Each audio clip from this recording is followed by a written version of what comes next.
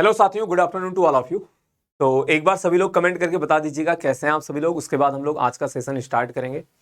और जितने साथी लाइव हैं सभी लोग सेशन को एक बार शेयर और लाइक शुरुआत में ही कर दीजिएगा। इस क्लास में हम लोग क्या कर रहे हैं, जो पिछले आपके 3 साल यानी कि 2020, 21 और 22 में जो पेपर हुए हैं उनके मिक्स क्वेश्चन हम लोग डिस्कस कर रहे हैं, जिससे एक आइडिया आपको लगेगा कि किस तरह के प्रश्न इस टाइम पूछे जा रहे हैं। ठीक है, हमने आपको शुरुआत में कम से कम 4 जो है दिल्ली पुलिस के पेपर कराए, हूबहू क्रम भी वही रखा और 15 के 15 सवाल हमने एक एक क्लास में डिस्कस किया, जिससे आपको पता चल गया कि दिल्ली पुलिस कांस्टेबल में किस तरह का क्वेश्चन पूछा जा रहा है। और एक हम लोग आइडिया ये भी लेने वाले हैं कि अभी जो 3 साल के एग्जाम हुए हैं हमारे पेपर के लेवल के हिसाब से और सभी एग्जाम में किस तरह के प्रश्न आए। ठीक है, इसके बाद हम लोग क्या करेंगे, आप जो चैप्टर वगैरह कहोगे, ठीक है, देखो अगर पूरा चैप्टर आपको पढ़ना है, एक सीक्वेंस में पढ़ना है, तो मैं आपको बताऊं तो सबसे बेटर ऑप्शन ये होगा, आप किसी ना किसी बैच में जरूर इनरोल हो जाएं। ठीक है, मैथ की बात मैं नहीं कर रहा हूं, मैथ हो, रीजनिंग हो, जीएस हो, साइंस हो, हिंदी हो, ठीक है, सब कुछ आप पढ़ लोगे एक क्रम से। तो इस समय मिशन वर्दी कॉम्बो बैच आया हुआ है, आप उसमें इनरोल कर सकते हैं।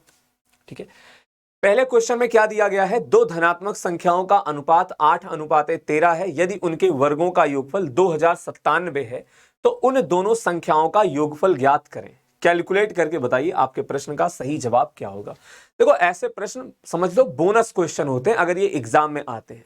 ठीक है, अनुपात बताया गया है, वर्गों का योगफल, तो आप क्या करोगे भाई, संख्या अगर 8:13 में है तो इसका मतलब क्या होगा भाई, नंबर को आप 8x और 13x मान लोगे, 13x हो गया, 8 का स्क्वायर यानी कि 64x स्क्वायर, 13 का स्क्वायर हो जाएगा 169, x का स्क्वायर, इसकी वैल्यू आपको बताई गई है 297 है। ठीक है, तो यहां पे जैसे ही आप क्या करते हैं भाई, एक्स स्क्वायर तो बाहर ही रह जाएगा और इन दोनों को जोड़ लेते हैं, 9 4 13 हो गया, बच गया 1, 6 6 12, 1 13, बच गया 1, यानी कि आपका आ गया 233 और इसकी वैल्यू 297 दी गई है।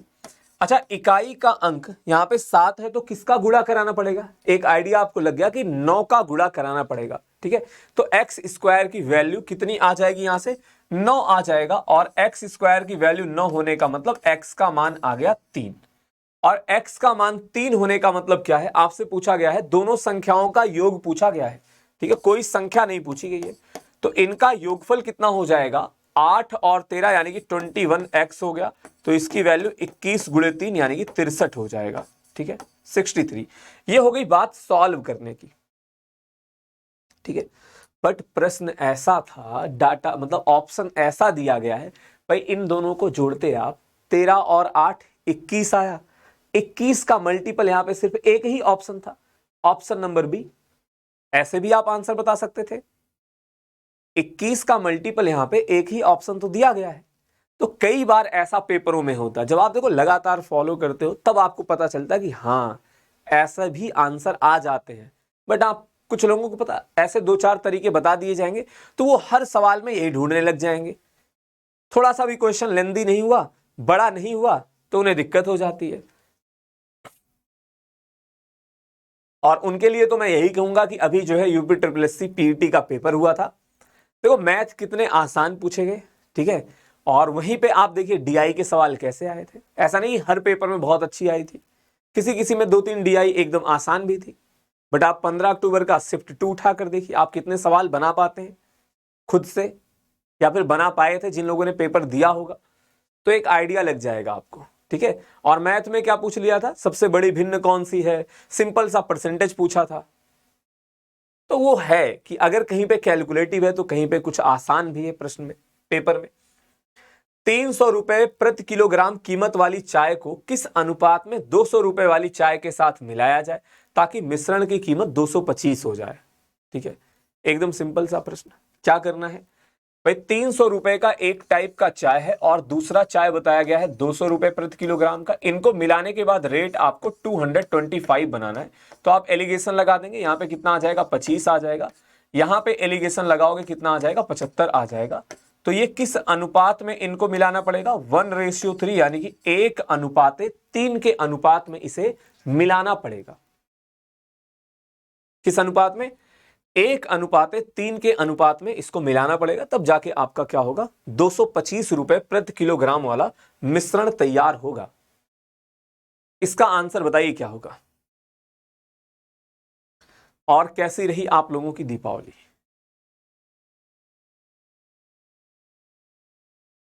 देखिए होता क्या है ना, जैसे भाई दीपावली के समय छुट्टी मिलती है, तो जो लोग बाहर काम कर रहे होते हैं, मतलब जॉब कर रहे हैं, वो भी घर जाते हैं, और जो विद्यार्थी बाहर रह के पढ़ रहे हैं वो भी घर जाते हैं। तो आप में से भी कई लोग रहते तो कहीं और होंगे, जैसे कोई इलाहाबाद, कोई लखनऊ, कोई पटना, ऐसे रह के तैयारी करता होगा, बट वो इस समय अपने घर आया होगा। ठीक है, सेम ऐसा टीचरों के साथ भी है। ठीक है, यहां पे क्या बोला गया, यदि किसी वृत्त की त्रिज्या उस वर्ग के विकर्ण के बराबर है जिसका क्षेत्रफल 12 है। भाई वर्ग का क्षेत्रफल आपको बताया गया है, और वर्ग का क्षेत्रफल अगर 12 है तो एरिया क्या होता है बताइए। एरिया होता है भुजा का स्क्वायर, यानी कि साइड का स्क्वायर होता है। ठीक है, तो यहां से एरिया तो 12 बता रखा है, तो यहां पे हम लोग 12 ही लिख देते हैं। तो साइड कितनी आ जाएगी, यानी कि वर्ग की भुजा कितनी आ जाएगी, भुजा आ जाएगा √12, 4×3 = 12, यानी कि ये आपका आ गया 2√3। ठीक है, अच्छा विकर्ण क्या होता है वर्ग का? विकर्ण क्यों निकाल रहे हैं, क्योंकि हमारे सवाल में क्या दिया गया है कि जो त्रिज्या है वो वर्ग के विकर्ण के बराबर है। तो विकर्ण क्या होता है, भुजा गुणे √2, यानी कि 2√3 का आप क्या करेंगे, 2√3 में आप क्या करेंगे, √2 का मल्टीप्लाई करा दोगे। ठीक है, तो ये आपका आ जाएगा 2√6। क्या आ जाएगा, 2√6 आ जाएगा। ठीक, विकर्ण आ गया। अब यही क्या है, इसकी त्रिज्या भी है, यही इसका रेडियस भी है। ठीक है, तो त्रिज्या ये हो गया। अब इसके आगे कैलकुलेट कर लीजिए भाई, वृत्त का क्षेत्रफल आपसे पूछा जा रहा है, तो वृत्त का क्षेत्रफल क्या हो जाएगा। यहां पे आप एक छोटा सा डायग्राम बना लो, ये वर्ग की बात हो रही है यहां पे, और यहां पे वृत्त की बात हो रही है। तो एरिया होता है πr², और हमारा आंसर पाई के रूप में ही दिया गया है, तो रेडियस का आप स्क्वायर कर लीजिए। 2√6 का स्क्वायर कराएंगे तो ये 6 चौके क्या हो जाएगा, 24 हो जाएगा, यानी कि 24 पाई वर्ग सेंटीमीटर। भाई साइड यहां पे भुजा जो है वो सेंटीमीटर में दी गई, तो हमारा आंसर भी क्या होगा, वर्ग सेंटीमीटर में आएगा। ठीक है, यहां तक। अब देखो ये अब आप सोच रहे होंगे कि डायरेक्ट त्रिज्या दे देता। भाई डायरेक्ट त्रिज्या देता तो सवाल तो पूरा खत्म था, क्योंकि आपको फॉर्मूला वृत्त का क्षेत्रफल का फॉर्मूला पता है हमें, πr²। तो ये बस घुमा रहे हैं, इन्होंने ये भी नहीं बताया कि वर्ग की भुजा का बराबर त्रिज्या है। इन्होंने बोला वर्ग का क्षेत्रफल दिया, उससे आप भुजा निकाले, फिर भुजा से विकर्ण निकाले, फिर विकर्ण से आप रेडियस निकाले, और रेडियस के बाद, हालांकि विकर्ण रेडियस के बराबर है, उसके बाद आप क्षेत्रफल तक पहुंचोगे। ठीक है,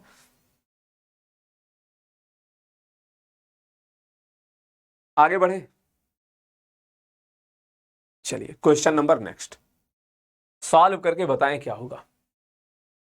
देखो सिंपल इंटरेस्ट और कंपाउंड इंटरेस्ट को मिलाकर आजकल ज्यादा सवाल बन रहे हैं, चाहे वो अंतर की बात करें, या फिर और ऐसा सवाल बन जाता है कि एक बार पैसा सिंपल इंटरेस्ट पे लगाया गया, एक बार पैसा कंपाउंड इंटरेस्ट पे लगाया गया, तो उनके ब्याज से मिलने वाले जो मतलब पैसा है उसका अंतर क्या होगा, ऐसे पूछ लिया जाता है। और आपको 2 साल का और 3 साल का सीआई और एसआई के डिफरेंस का फॉर्मूला पता होना चाहिए। कई लोग क्या करते हैं, दो में वो लगा लेंगे जो है, नो डाउट। यहां पे देखो आपका आंसर अगर बात करें, अच्छा यहां पे रेट ऑफ इंटरेस्ट पूछा है, अगर ब्याज का अंतर पूछा जाता है तो ट्री मेथड से इजीली सॉल्व हो जाता है, बट 3 वाला भी हो जाता है। बट अगर ब्याज पूछा जाएगा तो फिर थोड़ी सी दिक्कत होती है ना, इसीलिए फॉर्मूला है। आप कहोगे सर 3 वाले में अगर रेट ऑफ इंटरेस्ट पूछ ले, भाई हमारे पास ऑप्शन होगा, आप फॉर्मूले में ही ऑप्शन पुट करा के देखेंगे, उससे ही आपको आइडिया लग जाएगा। आइए यहां पे देखते हैं क्या होगा 2 साल के लिए सीआई और एसआई का। अब देखिए मैं क्लास में हर बार फॉर्मूला लिखता क्यों हूं, अगर कोई फॉर्मूला यूज हो रहा, एक तो यह है कि कुछ बच्चे डेली नए होते हैं, ठीक है, कोई आया उसको नहीं पता है, तो इसलिए, और आपका रिवीजन हो जाए, आपको याद हो जाए, अगर कुछ आप कहीं पे कुछ भूल रहे हो, P×R/100 का होल स्क्वायर, ये क्या है, 2 साल के लिए सीआई और एसआई के अंतर का फॉर्मूला है। तो अंतर आपको बताया गया है 220 है, और प्रिंसिपल यहां पे आपसे 22,000 बता दिया गया है। ठीक है, तो R² डिवाइडेड बाई 100 का स्क्वायर, यानी कि 1 के बाद 4 जीरो लग जाएगा, तो ये डिवाइड हो गया पूरा का पूरा, 22 से डिवाइड करोगे ये 10 आ जाएगा। ठीक है, तो R² की वैल्यू 100 आ गई, और R यहां से क्या हो जाएगा 10%। रेट ऑफ इंटरेस्ट कितना आ गया 10%। ठीक है।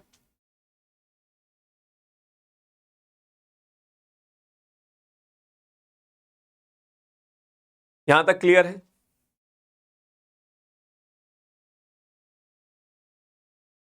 चलिए मूव करते हैं क्वेश्चन नंबर नेक्स्ट की ओर। इसको पढ़िए, सॉल्व करिए और बताइए आपके प्रश्न का सही जवाब क्या होगा। फटाफट सॉल्व करें और बताएं आपके क्वेश्चन का राइट आंसर क्या होगा। साधारण ब्याज पर निवेशित धन की एक राशि साधारण ब्याज पर 15 वर्षों में अपने आप का 3 गुना होती है। ज्ञात कीजिए कि समान दर पर यह राशि अपने आप से 13 गुना कितने वर्षों में होगी। 15 वर्ष में 3 गुना, और आपसे पूछा जा रहा 13 गुना कितने वर्षों में होगा। और देखो, सिंपल इंटरेस्ट में भी ऐसा सवाल बनता है और कंपाउंड इंटरेस्ट में भी बनता है, बट दोनों का कंसेप्ट अलग अलग होता है। सिर्फ एक चीज दोनों में सेम होती है। कोई बताएगा क्या? जब आपको चैप्टर कंपाउंड इंटरेस्ट पढ़ाता हूं, पहले ही क्लास में बताया जाता है। बताइए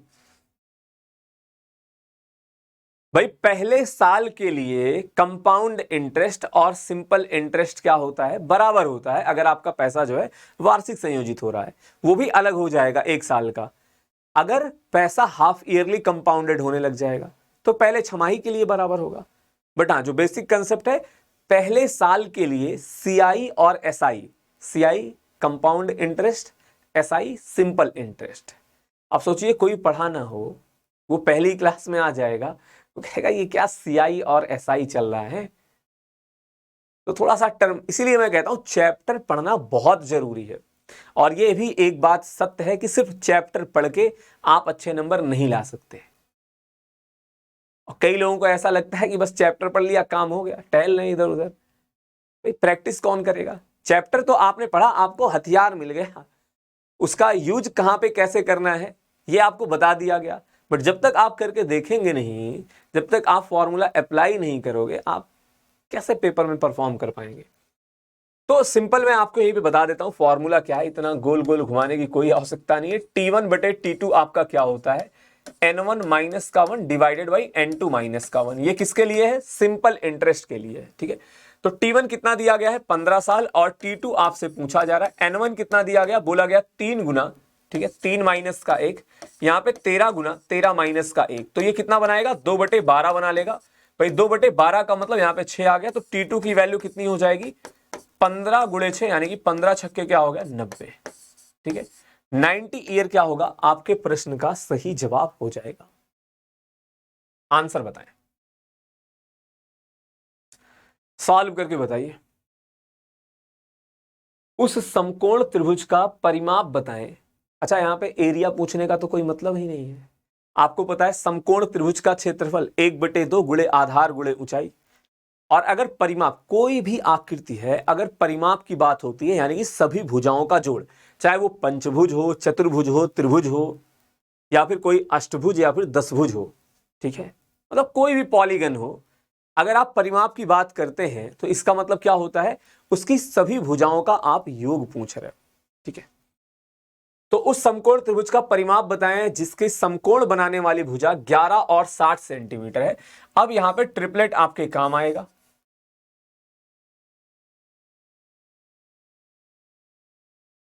ये 11 हो गया और ये 60 हो गया। ठीक है, 11 हो गया और ये 60 हो गया। देखो ये भी इंपॉर्टेंट ट्रिपलेट्स में से है।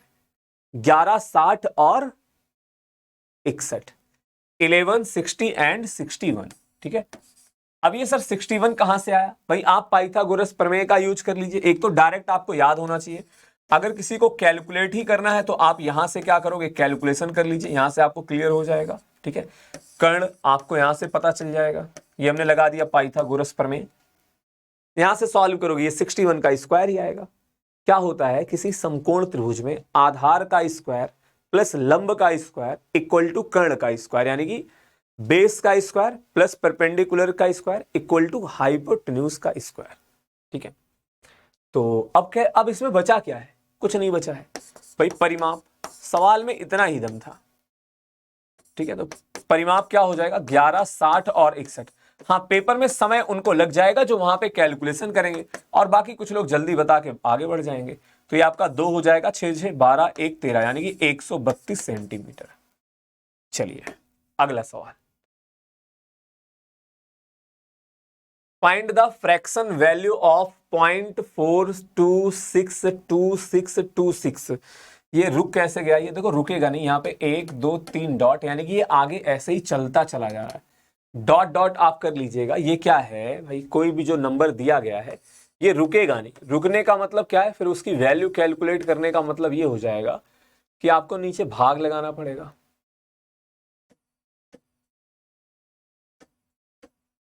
ये क्या है? ये आगे ऐसे ही चलता जा रहा है, ठीक है? ये ऐसे ही क्या है, यहाँ पे चलता जा रहा है। तो कैलकुलेट करके बताएं।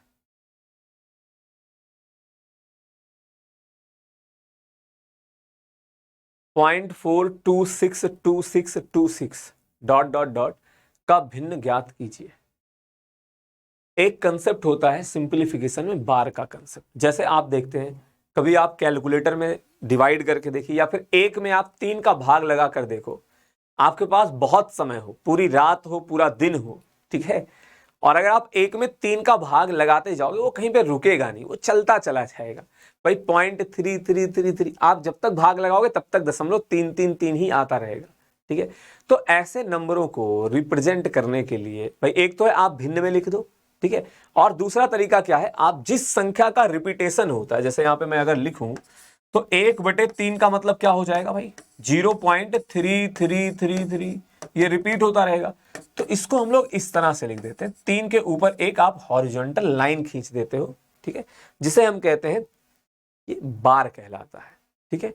अब यहां पे कौन सा नंबर रिपीट हो रहा है भाई? 4 to 6 के ऊपर बार नहीं लगेगा। आप अगर ध्यान से देखो तो यहां पे 26 क्या हो रहा है? रिपीट हो रहा है, तो 26 के ऊपर लग जाएगा बार, ठीक है? अब ये जिसको सॉल्व करना आता है वो आंसर बता ले जाएगा। वरना एक तरीका, अगर कोई ऑप्शन से करना चाहे तो आपको भाग दे दे के चेक कराना पड़ेगा, बट वो फिर डिफिकल्ट हो जाएगा। अगर कंसेप्ट नहीं पता है तो सवाल ये टाइम ले लेगा, कंसेप्ट पता है खत्म है, ठीक है? इसके आगे कैसे सॉल्व करेंगे? आप क्या करते हो भाई, पूरा नंबर आपने लिख लिया 426, माइनस का जिस पे बार नहीं लगा है उसको आपने घटा दिया। ध्यान से सुनना, दशमलव के बाद जो संख्या आपको दिखाई पड़ रही, आपने पूरा नंबर लिख दिया। 4 to 6 आ गया, माइनस का 4 हो गया। ये 4 कैसे आया? जिस पे बार नहीं लगा है उसको आप घटा देते हो। डिवाइडेड बाई क्या हो जाएगा? जितने अंक पे बार है। कितने अंक पे बार है? 2 अंक पे बार लगा हुआ है, तो 2 बार यहां पे 9 आ जाएगा, ठीक है? बट दशमलव के बाद यहां पे 3 अंक है, यानी कि ये 3 अंकों की संख्या है, तो आप एक 0 चिपका देंगे हर में, बस खत्म। तो ये आपका कितना आ जाएगा? 422 डिवाइडेड बाई 990, यानी कि 990 आ गया। अब आप एक बार कैलकुलेटर उठाइए और 422 में 990 का भाग लगाकर देखिए, यही आपको दिखाई पड़ रहा होगा, 0.426262626, ठीक है? क्लियर है?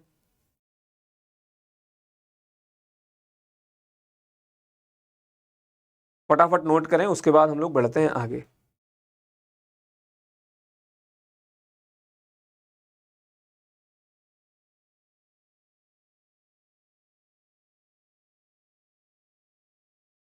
चलिए इसका आंसर बताइए क्या होगा। क्या बोला गया? किसी वस्तु के अंकित मूल्य पर प्रत्येक x% के 2 क्रमागत डिस्काउंट 350 रुपए के सिंगल डिस्काउंट के बराबर है।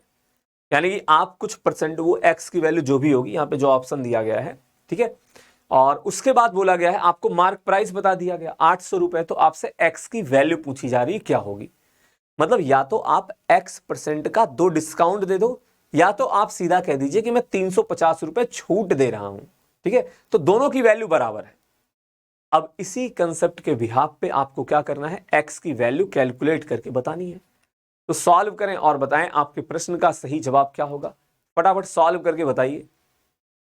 हाँ, मैं साइड हो जा रहा हूं, कोई बात नहीं है। बताइए इसका आंसर क्या होगा। देखो ऐसे प्रश्न थोड़ा सा कैलकुलेटिव हो जाते हैं। अब यहां पे पता, 2 ऑप्शन ऐसा दिया गया है, कई लोग ऑप्शन से बनाने का प्रयास करते हैं, नो डाउट, ठीक है, बना लेते हो कई बार, बट अगर मुझे ऑप्शन देना होता तो यहां पे मैं इसको भी 22.5 ना देता, ठीक है, कुछ ऐसा देता जो आपको देखने में सरल लगता, जैसे 30 दे देता। भाई समय तो खराब करवाना है ना। अब यहां पे आप पता क्या करोगे, आप इन दोनों को पहले चेक ही नहीं कराओगे,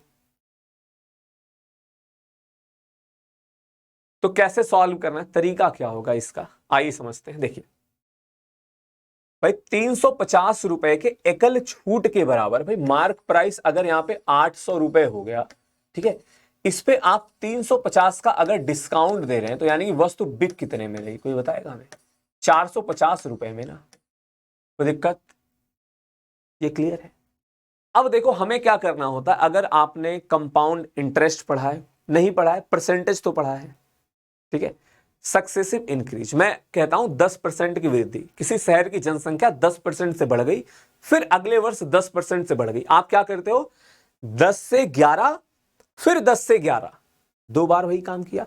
तो यहां पे डिस्काउंट भी तो X% का 2 बार दिया गया, यानी कि कुछ ऐसा डाटा रहा होगा जिसको 2 बार लिखने के बाद, यानी कि गुणा कराने के बाद ये अनुपात मिलेगा। तो हम क्या करते हैं, इसको इस तरह से डिवाइड करते हैं ताकि हमें क्या हो, यहां पे ये जो है कुछ स्क्वायर की तरह दिख जाए। उससे क्या होगा सर, एक कैलकुलेशन करने में थोड़ी सी आसानी हो जाएगी, ठीक है। तो बताइए कितने से डिवाइड किया जाए, भाई 0 से 0 कट गया, ठीक है।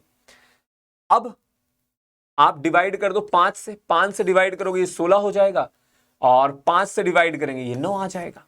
क्योंकि 2x के डिस्काउंट थे, इसलिए हम लोग एकल छूट पता करने के लिए, यानी कि जो पहला डिस्काउंट है x की वैल्यू पता करने के लिए हमने क्या किया, रूट कर लिया। तो 4 से वस्तु की वैल्यू कितनी आ गई, 3, यानी कि 4 से 3 हो जाती है कीमत जब आप x% का डिस्काउंट देते हैं। तो x की वैल्यू क्या है भाई, 1 का डिस्काउंट दिया गया है किस पे, 4 पे, परसेंटेज निकालने के लिए आप 100 का गुणा कराओगे, यानी कि ये आपका कितना हो जाएगा, 25%। तो x की वैल्यू क्या आ गई, 25%। कितना आ गया, 25%, ठीक है। 25% आपके सवाल का सही जवाब हो जाएगा। तो इतनी सी आपको कैलकुलेशन इसमें करनी थी। अब देखो वैल्यू कुछ भी दी जा सकती है, कोई भी डाटा दिया जाए। पेपर में ऐसा भी सवाल आया है, यहाँ पे दशमलव दे दिया जाता है कि कीमत इतनी हो जाती है। तो मान लो जैसे यहाँ पे कुछ दशमलव दिया गया होता, तो हम लोग क्या करते, बोथ साइड 10 का गुणा करा के उसे पहले पूर्णांक बना लेते, ठीक है। और पूर्णांक बनाने के बाद आपको फिर डिवाइड करना है, यानी कि भाग लगाना है, ताकि वो आपको परफेक्ट स्क्वायर के रूप में दिख जाए। तभी तो एक्स की वैल्यू आप इजिली कैलकुलेट कर पाओगे, ठीक है। चलिए क्वेश्चन नंबर नेक्स्ट, इसका आंसर बताएं क्या होगा। पढ़िए, सॉल्व करिए और बताइए आपके प्रश्न का सही जवाब क्या आएगा, सॉल्व करके बताएं। क्या बोला जा रहा है, 100 और 200 के बीच आने वाली उन सभी संख्याओं का योग ज्ञात कीजिए जो 15 से क्या है, विभाज्य है। कैलकुलेट करके बताएं।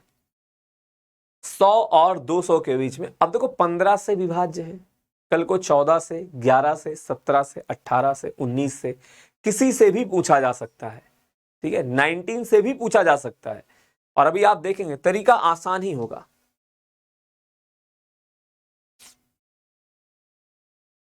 अच्छा, कभी कभी यह भी पूछा जाता है कि जैसे मैं आपसे इसी सवाल में कहता कि 15 से डिवाइड होने वाली सभी संख्याओं का औसत क्या होगा। औसत निकालना और आसान होता है भाई, अगर गैप समान है, मुझे पहली संख्या और अंतिम संख्या पता चल जाए तो मैं एवरेज निकाल दूंगा, पहली संख्या प्लस अंतिम संख्या बटे 2 करके, ठीक है। आइए सवाल को बनाते हैं। बस यहां पे आपको क्या देखना, पहला नंबर क्या होगा भाई, 15 का मल्टीपल, 15 छक्का 90, 15 सत्ते यानी कि 15 इंटू 7 105 हो गया, 15 सत्ते हो गया आपका यहाँ पे 105। इसके बाद 120 आएगा।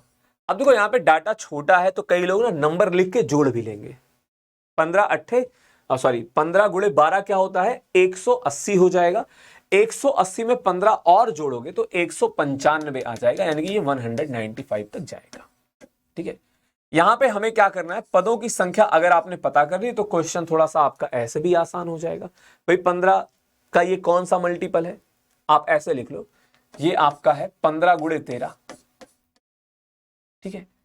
और ये है 15 गुणे 7, 7 का मतलब 6 संख्या पीछे छूट चुकी है, तो यहां पे n की वैल्यू कितनी आ जाएगी, 7 आ जाएगा, ठीक है। तो Sn यानी कि इन सभी संख्याओं का योग क्या हो जाएगा, n/2 ब्रैकेट के अंदर प्रथम पद प्लस का अंतिम पद। तो प्रथम पद 105 हो गया, अंतिम पद क्या हो गया n बाई 195 हो गया। इनको जोड़ोगे ये आपका 300 बना देगा, तो 7/2 गुणे 300 हो गया, और 2 से आप डिवाइड करेंगे, ये आपका कितना आ जाएगा 150। ठीक है, 15 सत्ते कितना हो जाएगा, 15 छक्का 90, 15 सत्ते 105, यानी कि ये आपका 1050। एक सेकंड रुकना, इसमें कुछ गड़बड़ी सी ऐसा क्यों लग रहा है, 100 और 200 के बीच में, तो ये हमारा कितना हो गया 15 गुणे 12 180 है, 15 गुणे 13 हो गया। ठीक है, 13 संख्या यहाँ पे, और 15 छक्का 90, यानी कि 6 संख्या पीछे छूट चुकी है, तो 13 में से 6 गया, यानी कि यहाँ पे 7 संख्याएं हैं। ठीक है, तो n की वैल्यू 7 आ गई। ठीक है, ये आपका 7/2 हो गया। ठीक है, और ये कितना आ जाएगा 195, 5 200, 1 300। ठीक है, 2 से डिवाइड कर दिया हमने, ये 150 आ गया, तो 15 सत्ते कितना हो जाएगा 105, तो ये आपका आंसर यहाँ पे 1050 ही आएगा। ठीक है, 1050 आएगा, यहाँ पे आप जीरो कर लीजिएगा, क्या हो जाएगा 1050 आपके प्रश्न का सही जवाब हो जाएगा। ठीक है, 1050 क्या होगा आपके प्रश्न का सही जवाब हो जाएगा। हाँ, ये फॉर्मूला क्या होता है, n पदों का योग, उसका फॉर्मूला हमने लिखा है, जो अगर आप अभी नहीं पढ़े हैं तो आगे आप पढ़ोगे। ठीक है, समांतर श्रेणी के n पदों का योग क्या होता है, n/2, ब्रैकेट के अंदर आता है प्रथम पद प्लस का अंतिम पद, प्रथम पद प्लस का अंतिम पद, यानी फर्स्ट टर्म प्लस का लास्ट टर्म, ये होता है आपका फॉर्मूला। ठीक है, n पदों के योग का, तो नोट कर लीजिए। उसके बाद बढ़ते हैं अगले क्वेश्चन की तरफ।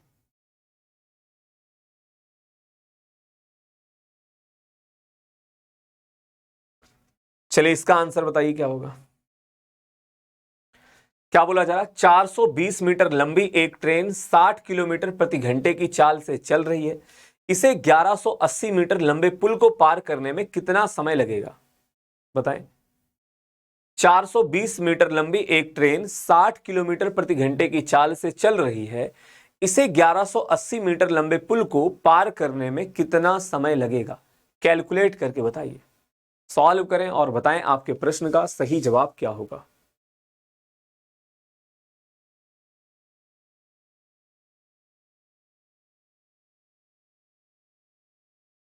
बताइए। और देखो, दिल्ली पुलिस कांस्टेबल की अगर मैं बात करूं तो एवरेज और टाइम स्पीड एंड डिस्टेंस, ये दोनों बहुत ही इंपॉर्टेंट है। परसेंटेज तो अगर आपके सिलेबस का हिस्सा है भाई, percentage profit and loss SI CI आप मान के चलते हैं, तो जिस भी पेपर के मतलब जिस भी एग्जाम के सिलेबस में ये टॉपिक है, सवाल तो आना ही आना है। प्रॉफिट एंड लॉस से SI है, CI है, HCF LCM, ये सब टॉपिक इंपॉर्टेंट टॉपिक हो जाते हैं। अब डिपेंड करता, किसी एक से आसान आ गया तो दूसरे से हो सकता अच्छा प्रश्न आ जाए। जैसे यहाँ पे जब आपने दिल्ली पुलिस का पेपर हम लोग डिस्कस कर रहे थे, तो 15 में से 3 क्वेश्चन आपको अच्छे मिल जाते थे।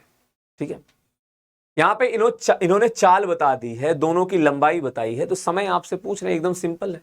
ठीक है, चाल यहाँ पे स्पीड क्या हो जाएगा 60 किलोमीटर प्रति घंटे, मीटर पर सेकंड में बदलने के लिए 5/18 का गुणा कराओगे भाई, 6 से डिवाइड किया 3 आ गया, 6 से डिवाइड किया 10 आ गया, यानी कि ये हो गया 50/3।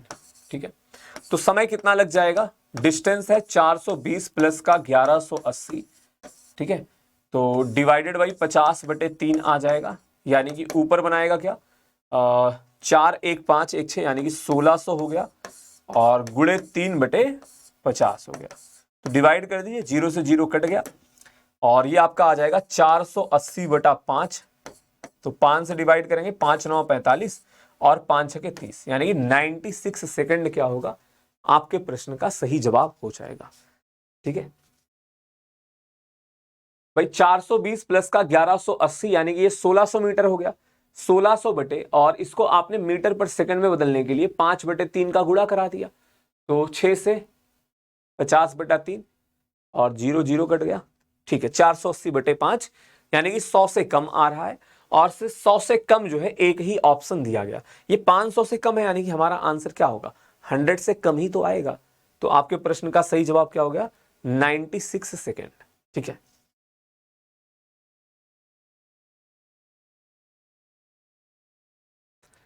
और देखिए, अभी मुझे पता है कई लोगों को जैसे क्या होता, आप कमेंट करते हैं समझ में नहीं आया, बट उसका असली रीजन क्या होता, आपने चैप्टर पढ़ा ही नहीं है।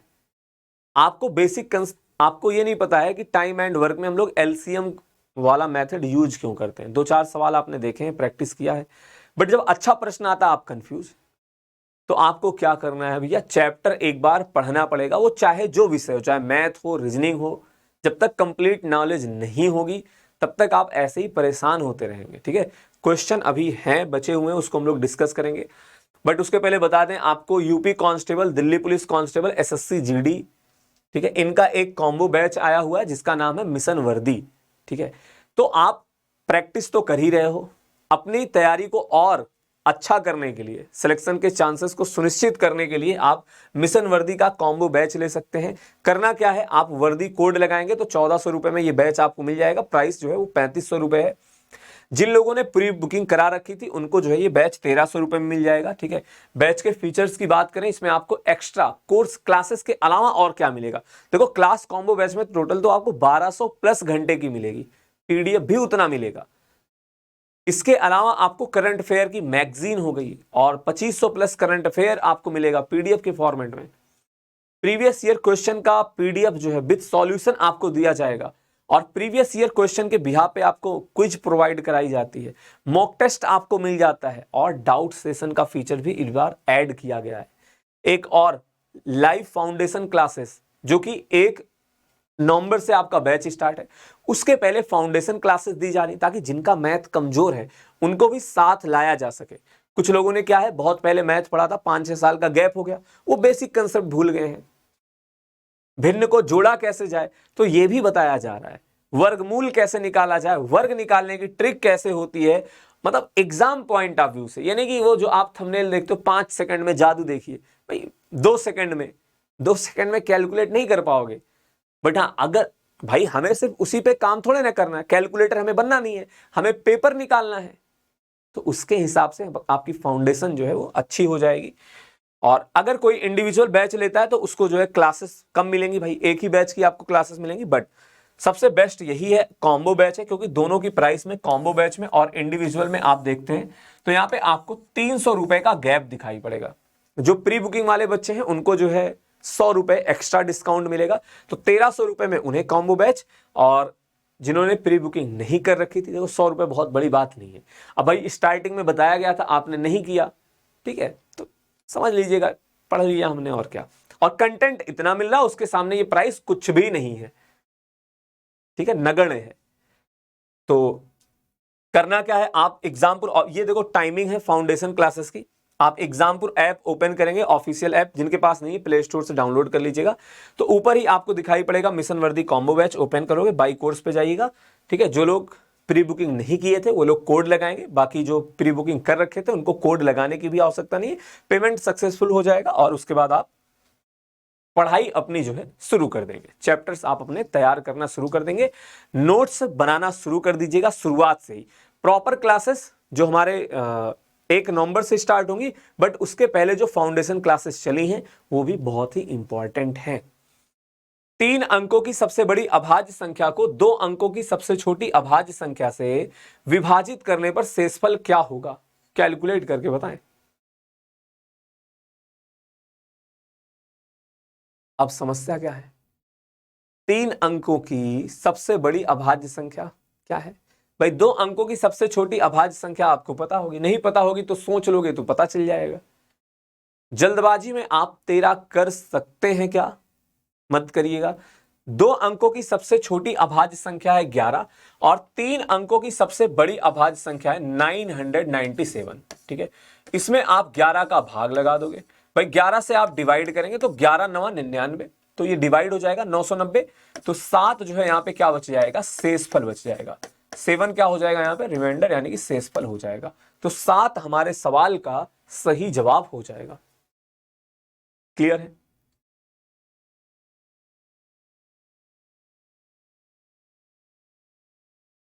चलिए बढ़ते हैं अगले प्रश्न की ओर, इसका आंसर बताइए। देखो, अलजेब्रा से रिलेटेड जो सिंप्लीफिकेशन के क्वेश्चन बन सकते हैं वो मैं आपको बीच बीच में कराता रहूंगा, और जिनको पता उनका रिवीजन होता रहेगा कि अगर x + 1/x दिया गया है, x² + 1/x² कैसे कैलकुलेट करना है, x - 1/x दिया गया है फिर कैसे कैलकुलेट करना है। ठीक है, और अगर x प्लस 1/x दिया गया, क्यूब कैसे कैलकुलेट करना है, पावर 4 कैसे निकालते हैं, यहां पे पावर 4 ही है, ये दिख भले ही ये स्क्वायर रहा है बट पावर 4 आपको करना है यहां पे। पावर 5 कैसे करना है, पावर 10 कैसे करना है, पावर 8 कैसे करना है, पावर 6 कैसे करना है, सब कुछ आसान है, बस तरीका आपको पता होना चाहिए, फॉर्मूला आपको पता होना चाहिए कैसे यूज करना है। अब जैसे यहां पे बात करें, अगर किसी को लगता है भाई यहां पे ऑप्शन नहीं दिया गया है, अगर पेपर में 14 और 18 भी दो ऑप्शन रहेगा, कई लोग लगा के चले आएंगे, वो ध्यान नहीं देंगे कि पावर 4 करना है। यहां पे दिया गया है √x माइनस का 1/√x इक्वल टू 4 दिया गया है। अब देखिए जब आप इसका वर्ग करोगे तो आपको क्या मिलेगा, x प्लस 1/x।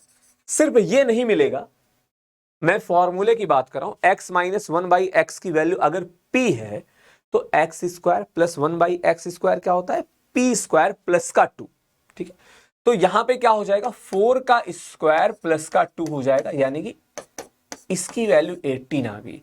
हमें क्या करना है, स्क्वायर पे जाना है, इसके बाद एक स्टेप और, तो एक्स स्क्वायर प्लस का 1/x स्क्वायर की वैल्यू क्या हो जाएगी, ये आपका हो जाएगा 18 का स्क्वायर माइनस का 2। ठीक है, तो 18 का वर्ग हो जाएगा 324 माइनस का 2 क्या हो जाएगा 322, क्या हो जाएगा 322 आपके प्रश्न का सही जवाब हो जाएगा। ठीक है, बताएं क्लियर है।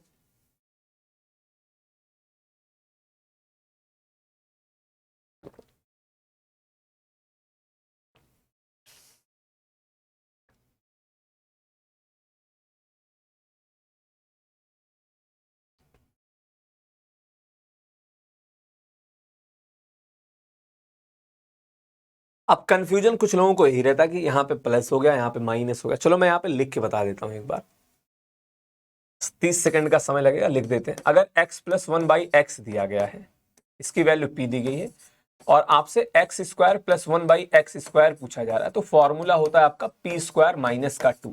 ठीक, और अगर x minus 1/x equal to p दिया गया है और आपसे x square plus 1/x square की वैल्यू पूछी जा रही है, तो फॉर्मूला आपका क्या हो जाता है, p स्क्वायर प्लस का 2। ठीक है, ये आपका फॉर्मूला है जिसका हमने इस सवाल में यूज किया है। 4 हैज 2 8 7। अब देखो 11 का डिविजिबिलिटी रूल आसान है, 9 का डिविजिबिलिटी रूल आसान है, अगर फिर भी इस पे सवाल आएगा तो ऐसे ही बड़े डाटा दिए जाते हैं। ठीक है, 4 हैज 2 8 7। चलो इसको सही से बना दूं, वरना कुछ लोग कहेंगे ये क्या कलाकारी कर दी सर ने। ठीक है, हालांकि उससे मतलब नहीं है, वहां पे एक्स दे दे, स्टार दे दे, कुछ भी दे सकता है वो। 6 5 8 9 9 ये दिया गया है। बोला जा रहा है संख्या 11 से विभाजित है, तो हैज का मान क्या होगा, यानी क्या वैल्यू आप रखेंगे कि ये 11 से डिवाइड हो जाए, बताइए। देखो 11 का विभाज्यता का नियम क्या होता है, बताइए जरा। 11 का विभाज्यता का नियम क्या होता है, सम स्थान पे संख्याओं का योग, और विषम स्थान पे संख्याओं मतलब अंकों का योग, उनका अंतर क्या होना चाहिए, 0 या फिर 11 का मल्टीपल। ठीक है, अब इसी को आप ऐसे याद रखते हैं कि दाहिने तरफ से एक को छोड़ के एक जोड़ना शुरू कर दीजिए, फिर एक को छोड़ के एक जोड़ना शुरू कर दीजिए, और जो जोड़ने पे आएगा उनका अंतर या तो 0 आ जाए या तो 11 का मल्टीपल। ठीक है, तो सम स्थान पर अंकों का योग और विषम स्थान पर अंकों का योग आप निकालते हैं, उनका अंतर 0 या फिर 11 का मल्टीपल बनाना है। तो देखते हैं हम क्या करते हैं। अगर आपको कहीं लगातार दो संख्या दिख रही लास्ट में खासकर, तो आप उसको हटा सकते हो, क्योंकि ये एक बार सम में काउंट होगा, एक बार विषम में काउंट होगा, और ये क्वेश्चन कराता ही इसलिए, कभी बाय डिफॉल्ट ऐसा मिल गया। हाँ बीच में रहेगा, मत कट करिएगा, फिर आपको कंफ्यूजन हो सकती है, क्योंकि फिर सम और विषम स्थान आप गड़बड़ कर सकते हैं। अच्छा ऐसे ही जोड़ते चले तो ज्यादा सही रहेगा। 7 5 12 2 14, 4 हो गया 18। ठीक है, 8 6 14, और 14 और 8 जो है हो गया 22। यहां पे आपका आ गया 22 प्लस का है। अब आप मुझे ये बताओ, क्या इनकी जो इनका डिफरेंस है आप 0 कर पाओगे, बताइए। यहां पे 0 होना पॉसिबल तो है नहीं, तो हमें क्या करना है, इसकी जो वैल्यू है इसको क्या करना है, इनका अंतर 11 लाना है। देखो ऐसे ही प्रश्नों में लोगों को कंफ्यूजन होती है, ठीक है। जब जीरो, जैसे अगर मान लीजिए ये 22 होता, ये 18 प्लस हैज होता, तो बड़े आसानी के साथ वो 4 बता देते सभी लोग। अब यहां पे क्या करना है भाई, इनका अंतर अगर आप इसको 11 से बढ़ा दोगे, ठीक है, हमें हैज की वैल्यू कैसे मिलेगी, तो हम क्या कर रहे हैं, इसको 11 से अधिक कर देते हैं, यानी कि 22 प्लस हैज की वैल्यू हमको क्या करना है, 29 बनाना है। तो x की वैल्यू यहां से क्या हो जाएगी, सॉरी हैज की वैल्यू क्या हो जाएगी, ये 7 हो जाएगा, यानी कि 7 हो जाएगा, ठीक है। हैज की वैल्यू क्या हो जाएगी, ये 7 हो जाएगा। अब आप 7 रख के देख लीजिए डिवाइड होता है कि नहीं 11 से। समझ में आ गया? और कुछ विचार कर लो अगर आपको लगता है तो। भाई हैज की वैल्यू निगेटिव तो रख नहीं सकते हो, रखना तो आपको कोई इंटीजर यानी कि कोई पूर्णांक ही है।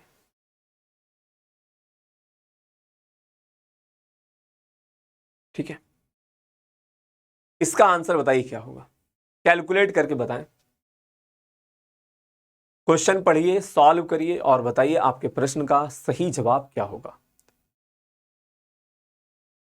क्या दिया गया है, एक आयताकार कमरे का क्षेत्रफल 60 मीटर स्क्वायर है और परिमाप 34 मीटर है।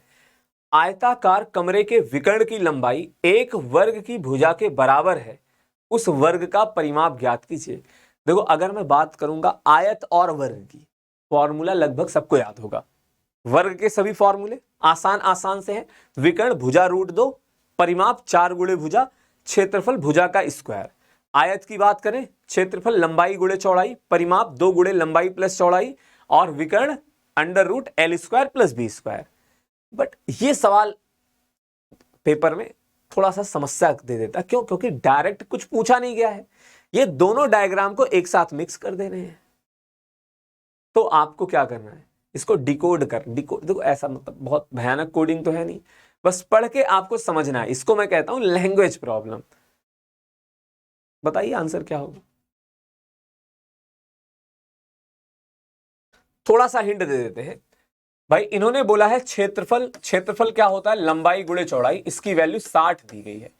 और परिमाप अभी हमने आपको बताया 2 गुणे लंबाई प्लस चौड़ाई, और इसकी वैल्यू 34 बताई गई है, यानी कि L प्लस B की वैल्यू क्या हो जाएगी, 17 हो जाएगी। अब आपको क्या करना है, इन्हीं दोनों डाटा को ध्यान से देखना है, इसको और इसको। यहां से आप L और B की वैल्यू पता करोगे, ठीक है। क्यों पता करेंगे, क्योंकि आपको आयताकार जो कमरा है उसका विकर्ण निकालना है ना, और विकर्ण आप कैसे पता करेंगे, लंबाई और चौड़ाई पता होगा तभी। दो ऐसी संख्याएं जिनका गुणा 60 है और जिनको जोड़ने पे 17 आता है, सोचिए क्या होगा भाई, 12 और 5 होगा ना, तो लंबाई क्या हो जाएगी, यहां पे 12 हो जाएगा, चौड़ाई क्या हो जाएगा, 5 हो जाएगा। अब कुछ लोग कहेंगे सर कैसे पता लंबाई, देखिए जनरली क्या होता है, हम लोग मान के यही चलते हैं कि लंबाई बड़ी है चौड़ाई छोटी है, ठीक है। अगर एग्जामिनर जो है वो लंबाई छोटी चौड़ाई बड़ी दे रहा है, उससे कोई आपत्ति आपको नहीं होनी चाहिए, नहीं दिया गया तो यही है, ठीक है। और अगर आप इसको 5 इसको 12 मान लोगे, उससे कोई फर्क भी नहीं पड़ेगा। तो इसका विकर्ण कितना हो जाएगा, 5, 12 और 13 का ट्रिपलेट होता है, या फिर आप पाइथागोरस प्रमेय लगा लेंगे, तो विकर्ण आ गया 13। और यही क्या है, वर्ग की भुजा के बराबर है, यही तो बोला गया है, यही क्या है, वर्ग की भुजा है। और अगर वर्ग की भुजा जो है वो 13 है, तो वर्ग का परिमाप क्या हो जाएगा, तो वर्ग का परिमाप क्या हो जाएगा भाई, परिमाप होता है 4 गुणे भुजा, यानी कि 4 गुणे 13, तो 13 चौके क्या हो जाएगा, 52। 52 हमारे प्रश्न का सही जवाब हो जाएगा। क्या होगा, 52 हमारे प्रश्न का सही जवाब हो जाएगा। क्लियर है? बताइए यहां तक कोई दिक्कत, कोई परेशानी? तो हमने L और B की वैल्यू पता कर ली, जिसकी मदद से विकर्ण पता किया। और देखो ये इसी क्लास में शायद हमने आपको बताया था, कोई रेक्टेंगल का प्रश्न आया था, वहीं पे बताया था कर्ण क्या होता है। ये देखिए यहां पे, ठीक है, आधार का स्क्वायर प्लस लंब का स्क्वायर, यहीं से आप इसको कैलकुलेट कर सकते हो, ठीक है। अगर आपको डायरेक्ट नहीं पता है, ट्रिपलेट का यूज नहीं कर पाते। इसका आंसर बताइए, ये आपको पिछली क्लास में हमने होमवर्क दिया था, तो इस क्लास में इसको डिस्कस कर लेते हैं। एक छात्रावास में 80 छात्र हैं, नए प्रवेशों के कारण 25 नए छात्र भोजनालय में शामिल होते हैं। और भोजनालय के दैनिक खर्च में, मतलब जो भी उसका डेली का खर्च रहा होगा।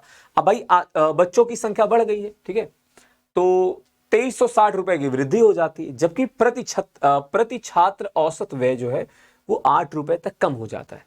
प्रति छात्र औसत व्यय का मतलब क्या है भाई? प्रति स्टूडेंट आप देखते हो तो वो भी तो कुछ आएगा। जैसे मान लीजिए मैं डेली 100 रुपए खर्च हो रहे हैं छात्रावास में, ठीक है, 10 लोग हैं, तो प्रति छात्र खर्चा कितना हुआ? 100/10 यानी कि 10 रुपए, ठीक है। तो भोजनालय का मूल दैनिक व्यय कितना था? कैलकुलेट करके बताएं। और देखो, जो मैं आपको होमवर्क के लिए देता हूं, आप उसका आंसर कमेंट बॉक्स में कमेंट करके बताया करो। ऐसा नहीं कि बस वो दे दिया गया, आपने देखा, काम खत्म।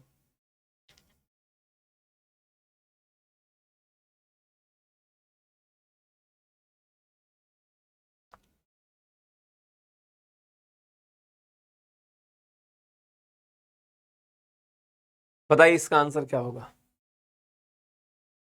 आइए देखते हैं। बताया गया पहले 80 छात्र थे भाई। देखो यहां पे ऐसे इस प्रश्न को मैं एक्स मान के ही बताता हूं, ज्यादा आसान पड़ेगा आपके लिए।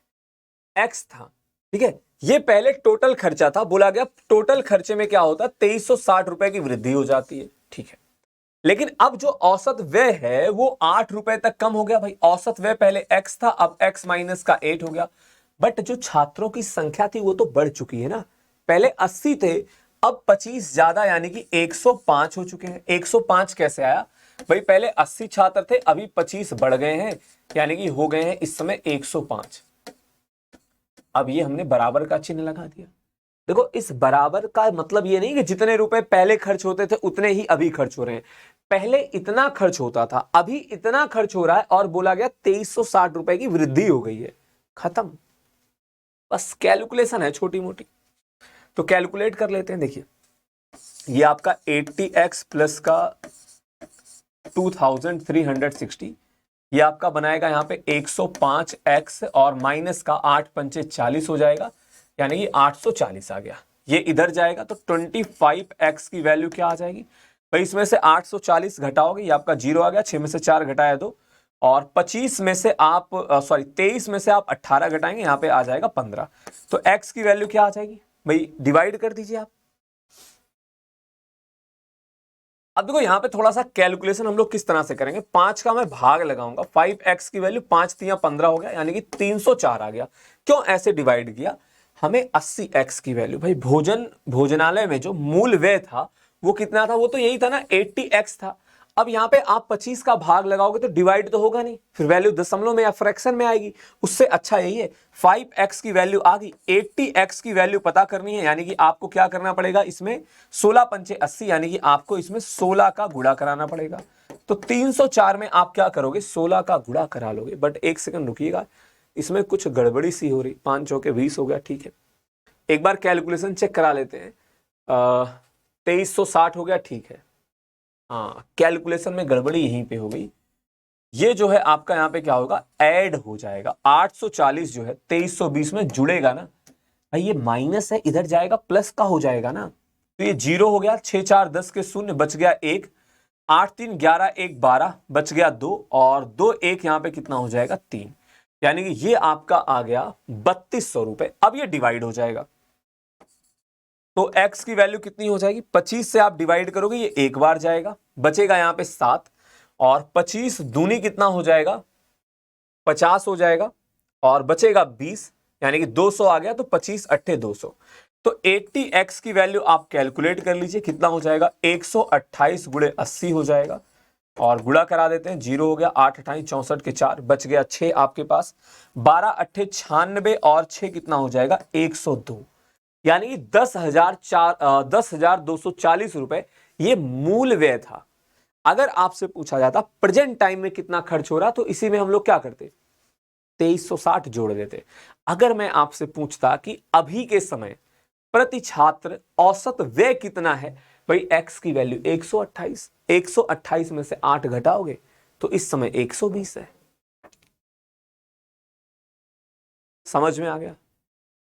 तो बाकी आज के सेशन को हम लोग यहीं पे समाप्त करेंगे। एक क्वेश्चन आपके लिए होमवर्क रहेगा। देखो हर क्लास में मैं होमवर्क देता हूं कि आप घर पे भी 1 2 सवाल बनाएं, ठीक है। ठीक है। उसी बहाने आप मान लो किसी क्वेश्चन में आपको दिक्कत थी, क्वेश्चन नंबर 14, 13 किसी में भी समस्या किसी को है, तो आप दोबारा क्लास को खोलिए और उस वीडियो को देखिए और उसको समझिए, उसको नोट करें अपने कॉपी में। 15, 16, 18, 20 सवाल करा रहा हूं, पूरे प्रश्न आपको रिवाइज नहीं करने होते हैं। आपने एक बार आज बना लिया तो 2-3 प्रश्न आपको मिलेगा, किसी की मैथ वीक है उसको 4-5 मिलेगा, बट वो संख्या धीरे धीरे कम होती चली जाएगी। फिर ऐसा आएगा कि आपको 2-3 दिन में 2-3 सवाल मिल रहे हैं, ठीक है। और हाँ, दीपावली के अवसर पे आपको जो है बुक पे डिस्काउंट दिया जा रहा है। 12 बुक का सेट आपको 1299 रुपए में प्रोवाइड कराया जा रहा है, ठीक है। ये बुक कौन, ये 12 की 12 किताबें हैं। ये आप जो है अगर यूपी पीसीएस या फिर आप पीसीएस या फिर एसएससी की तैयारी कर रहे हैं तो आपके लिए यूजफुल है। इसमें जो है इतिहास हो गया, भूगोल हो गया, भारतीय राज्य व्यवस्था, ये सब सारी किताबें हैं। हिस्ट्री भी है, ठीक है, साइंस भी है, मतलब फिजिक्स भी है, केमिस्ट्री भी है, बायो भी है। तो आप इस बुक को अपने नजदीकी बुक स्टोर पे भी पता कर सकते हैं। और सबसे बेस्ट क्या है, एग्जामपुर ऑफिशियल ऐप डाउनलोड करके वहां पे आप ऑर्डर कर लीजिए। ऑफर में ये आपको 1299 रुपए में 12 की 12 किताबें आपको मिल जाएंगी, ठीक है। तो बाकी जो लोग चैनल पे नए हैं, चैनल को सब्सक्राइब कर लीजिएगा, वीडियो को लाइक और शेयर कर दीजिएगा। आपसे मुलाकात होती है नेक्स्ट क्लास में। और मिशन वर्दी से रिलेटेड अगर आपको कोई समस्या आती है, जो नंबर अभी आपको डिस्प्ले पे दिखाई पड़ेगा, उस पे आप क्या कर सकते हैं, कॉल कर सकते हैं। और कॉम्बो बैच ही बेस्ट है, ठीक है भाई। इंडिविजुअल बैच आप लोगे फिर आपके लिए ये रहेगा कि सर मैं उनसे पढ़ना चाहता था या फिर ये उनसे पढ़ना चाहता था। जैसे अभी है, कुछ लोग कहते हैं सर ये ले लिया हूं, अब अपग्रेड कैसे होगा। तो पहले ही आप थोड़ा सा सोचिए विचारिए, जो बातें हमने आपको बता रखी है, ठीक है। तो मुलाकात होती है आपसे नेक्स्ट क्लास में। That's all for today. Thank you, धन्यवाद, bye bye, take care, thank you.